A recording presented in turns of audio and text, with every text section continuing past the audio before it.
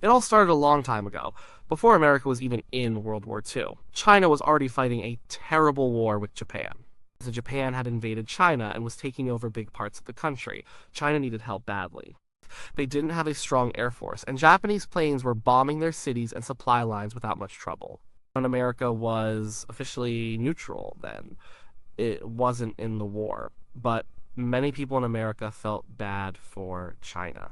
President Roosevelt wanted to help China, but he couldn't send U.S. military forces directly. That would have looked like America was picking a side, and he wanted to avoid war with Japan for as long as possible. So they found a different way. There was a man named Claire Chennault. He was a retired captain from the U.S. Army Air Corps.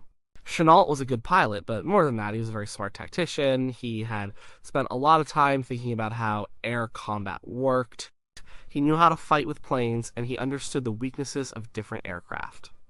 He had actually resigned from the US military because he disagreed with some of their ideas about air power.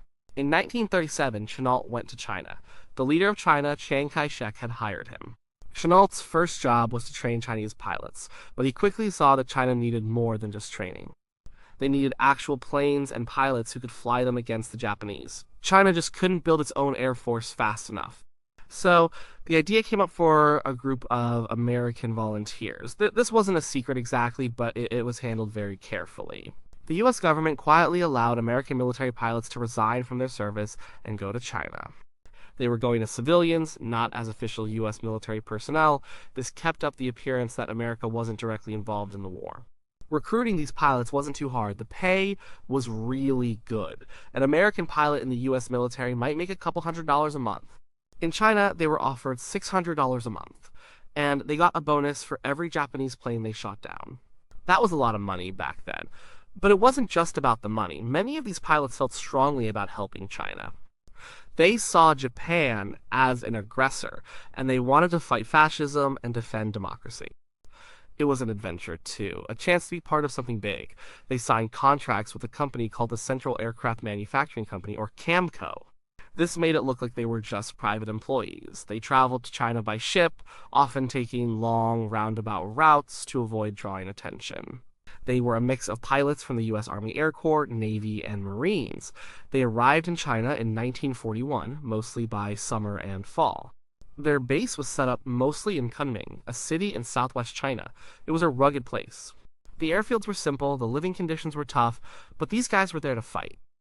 They were there to protect China and its vital supply lines, especially the Burma Road. This road was the only way for supplies to get into China from the outside world. If the Japanese cut it off, China would be in even bigger trouble. Chennault knew this, and he knew his volunteers would be crucial to keeping that road open.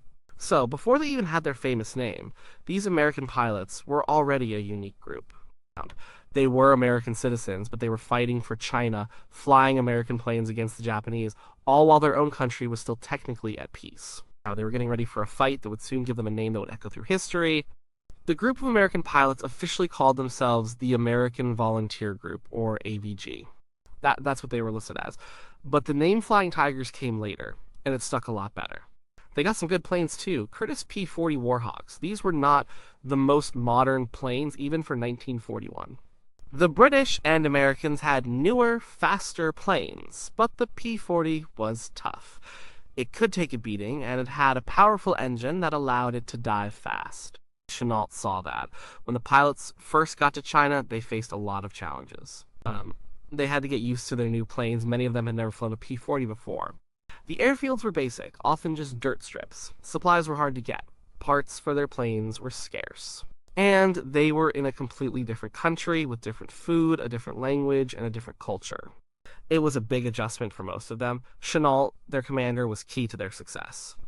He was a great teacher. He knew the Japanese planes, especially the Zero, were lighter and more maneuverable at low speeds. They could turn tighter than a P-40, so Chennault told his pilots, don't dogfight. Dogfighting meant trying to turn circles with the enemy plane, trying to get behind it. He knew the P-40 would lose that fight against the Zero. Instead, Chennault taught them different tactics. He told them to use their plane's strengths. The P-40 could climb well and dive very fast. So he taught them to fly in pairs, not alone. They would fly high, spot Japanese planes below them, then dive down quickly to attack. They would fire their machine guns, make one pass, and then use their speed to zoom back up to altitude, away from the fight. This was called hit-and-run tactics. It was simple, but very effective. They called it slash and burn sometimes. It was about using speed and surprise, not agility. They also set up an early warning system. People on the ground, Chinese villagers, would call in when they saw Japanese planes. This gave the AVG pilots time to get their planes in the air and get to a high altitude before the Japanese arrived. This was crucial because it allowed them to use Chennault's dive tactics. Their first real taste of combat came in December 1941. It was right around the same time Japan attacked Pearl Harbor. Suddenly, America was officially in the war, but the AVG had already been fighting for weeks. On December 20th, 1941, Japanese bombers attacked Kunming. The AVG pilots scrambled their P-40s and flew to meet them. They shot down several Japanese planes that day. It was a huge success. A few days later, on December 23rd, they defended Rangoon, a city in Burma, against another large Japanese air raid. Again, they shot down many Japanese planes for very few losses of their own. These early victories were a massive morale boost for China and the Allies. The Japanese had been used to dominating the skies over China. Suddenly, there were these American planes fighting back hard and winning. The AVG proved that the Japanese Air Force wasn't invincible. They gave hope to a country that had been suffering for years. These early fights showed the world that Chennault's tactics worked and that his pilots were brave and skilled. They quickly became heroes, even before most people outside of China knew their name. Now, let's get to the name itself, Flying Tigers. This is where things get really interesting. The P-40 Warhawk, the plane they flew, had a very distinctive front. The engine cowling, the part that covers the engine, was sort of rounded and went forward. Some pilots, and maybe ground crew, started painting a shark's mouth on it. Where did this idea come from? It's not totally clear who did it first for the AVG. Some say it was pilot Robert T. Smith or perhaps Eric Schilling. But the idea wasn't brand new. British Royal Air Force pilots flying P-40s in North Africa had already painted shark teeth on their planes. They were fighting in the desert, and the shark teeth made their planes look fierce, like desert sharks. So the AVG pilots likely saw pictures of these British planes, or heard about them, and thought it was a great idea. They painted a gaping mouth with sharp teeth and an eye on the side of the fuselage, right behind the propeller. It looked scary. It made the plane look like a predator. Imagine being a Japanese pilot and seeing that coming at you. It was a great psychological weapon. It looked aggressive and dangerous. The shark teeth became the iconic image of the Flying Tigers. But where did the tiger part come from? This came from China. The Chinese people saw these brave American pilots defending their cities, fighting the Japanese invaders. They were impressed by their courage and their ferocity in battle. In Chinese culture, the tiger is a very powerful symbol. It represents strength, courage, and power. It's an animal that commands respect and fear. So when news of these American pilots and their shark-mouthed planes started spreading, the Chinese people started calling them Fei Hu, which means flying tigers. It was a perfect fit. They were flying, and they were fierce, like tigers. The name spread quickly. It was used in Chinese newspapers and radio broadcasts. Soon, Western journalists picked it up too. The name was catchy, easy to remember, and it perfectly captured the spirit of the group. The emblem itself also played a role. Chennault's group had 3 squadrons. One of them, the 3rd Squadron, was called the Hells Angels. Their original emblem was designed by a Disney artist. It showed a winged tiger leaping through a V for victory symbol. This emblem, a tiger with wings, quickly became associated with the entire AVG. It was a great visual representation of the name Flying Tigers. It combined the idea of flying with the power and bravery of a tiger. So, the name Flying Tigers was a mix of things. It was the scary shark-toothed look of their planes. It was the admiration of the Chinese people who saw them as brave as tigers. And it was the catchy, evocative sound of the name itself, which was picked up and spread by the news. It was a name that just made sense, and it quickly became famous around the world. It was a name that said exactly what they were: fast, dangerous, and utterly fearless defenders. The Flying Tigers became a legend, and the name was a big part of that legend. The Flying Tigers were incredibly effective. They were a small group, never more than about 100 pilots and 200 ground crew, with maybe 50 to 60 operational planes at any one time. Yet, in just 7 months of combat, from December 1941 to July 1942, they achieved amazing results. They are credited with destroying nearly 300 Japanese aircraft in the air and on the ground while only losing about 14 of their own pilots in combat. That's a huge kill ratio. They truly made a difference. Their impact went far beyond just shooting down planes. First, they gave a massive boost to Allied morale. Before the Flying Tigers, the Japanese Air Force seemed almost unstoppable in Asia. But these American volunteers showed that the Japanese could be beaten. Their victories were reported widely, first in China, then in America, and around the world. They were a symbol of hope and resistance at a time when the news for the Allies was mostly bad, especially after Pearl Harbor and the fall of the Philippines. They were also crucial for protecting the Burma Road. This twisting, dangerous road was China's lifeline. Almost all the supplies that came into China had to come over this road. If the Japanese had been able to bomb it constantly and cut it off, China would have been isolated and likely defeated. The Flying Tigers kept the Japanese bombers away, allowing supplies to flow. This kept China in the fight, which tied up a lot of Japanese forces that could have been used elsewhere. Life as a Flying Tiger was tough, but it also had a lot of camaraderie. They were a tight-knit group. They lived in basic conditions, often under threat of Japanese attack. They faced danger every day. But they also had a sense of purpose and adventure. They were doing something important. When they weren't flying, there was a lot of boredom, but also a lot of shared experiences, laughs, and stories. They truly bonded as a group of men facing incredible odds together. The AVG's time as a private volunteer group came to an end in July 1942. By then, America was fully in the war, and the U.S. military wanted to bring all American fighting forces under its direct command. The AVG was officially absorbed into the U.S. Army Air Forces. Most of the pilots were offered commissions in the U.S. military. Some took the offer and continued fighting in China under Chennault, who was promoted to general and commanded the new 14th Air Force. Others, tired from the constant combat or simply wanting to return home, chose to leave.